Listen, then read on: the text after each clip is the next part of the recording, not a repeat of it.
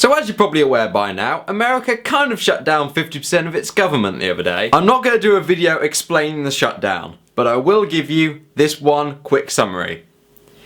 It is fucking annoying. Effects of this shutdown include some Native Americans not receiving their scholarships, unemployment rates in Utah skyrocketing by 500%, and thousands of national monuments just being closed to the public. These are all various different aspects of life that have been affected by this shutdown. And no matter what your political viewpoint, this is all very annoying. But there's one thing that's bugged me more than anything else. And that's NASA. If this shutdown decides to stay down, then the entire financial climate across the planet will decide to do somersaults. Which I'm pretty sure will affect me in some way, shape or form. But such a shutdown would be idiotic and stupid, so it's not like anyone's going to do that. But one thing that is for certain is this.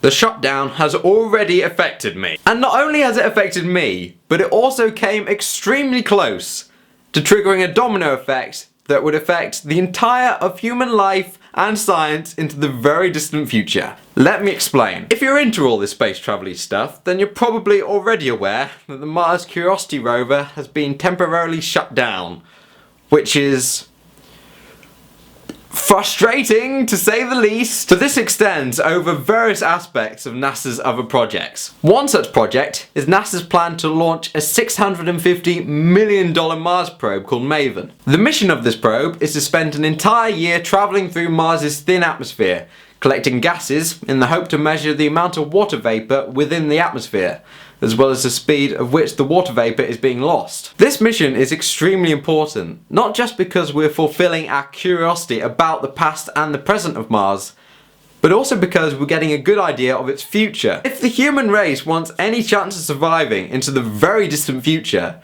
then it is generally accepted by the scientific community that colonising Mars is something that we must do. And the sooner we receive this information from MAVEN, the sooner we will understand the future of Mars in much greater detail. But due to the federal shutdown, I recently heard talk that they were considering sidelining the MAVEN mission. No, God! No, God, please, no! No! You see, Earth and Mars have different periods of revolution around the Sun. This means that the distance between the two planets is constantly changing. Sometimes Mars is directly behind the Earth.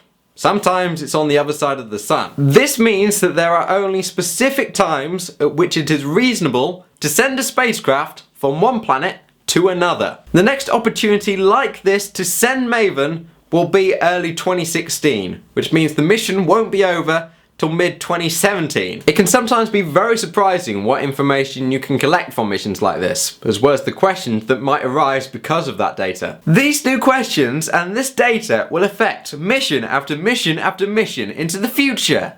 And all these missions will still be restricted by the same orbital difference of Earth and Mars. Fortunately, the news came through that the MAVEN mission will be launched on the 18th of November, which is fantastic news! I found this story extremely interesting and I wanted to do some more research on the federal government's effect on space travel and NASA particularly. So I decided to go on NASA's website to have a look and to find out more information, and oh no, wait! They shut it down. The federal government shut down the NASA site. Oh, why? I'm really hoping two things at the moment. One, that NASA will escape the lapse in federal funding, and two, that the shutdown just stops. It is currently affecting millions of American lives. And if this starts to affect the everyday person outside of America on a noticeable level, I have one thing to say. No, God!